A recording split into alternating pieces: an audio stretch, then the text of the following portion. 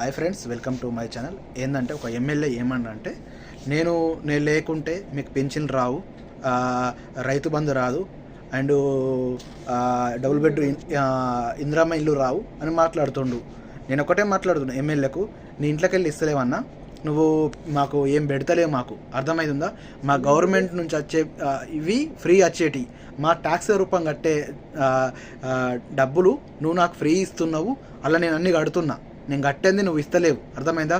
ఏదైనా నువ్వు ఇచ్చే హామీలైనా ఏదైనా నేను నీకు ఓటేసి నేను నిర్వహించినప్పుడు నాకు అది నాకు హక్కు. అందరికీ నువ్వు మాకేమో ఫ్రీ ఇస్తలేవు, మాకు ఫ్రీ పెడతలేవు.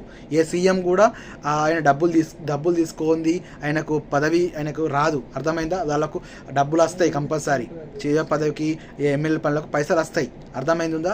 మీరు ఇలా చెప్పకూర్రి, ఇది గుర్తుపెట్టుకోరి, ఇది అందరూ అర్థం చేసుకోవాలి, తెలంగాణ సమాజం అర్థం చేసుకోవాలని చెప్తున్నా. ఈ వీడియో షేర్ చేయండి అందరికీ, అర్థమైందా? ఎమ్మెల్యేలకు గుర్తు రావాలి, ఎమ్మెల్యేలకు ఈ వీడియో అందరూ షేర్ చేయండి, సపోర్ట్ చేయండి ఈ వీడియో అందరూ, ఇలా ఎక్కడ జరగకుండా.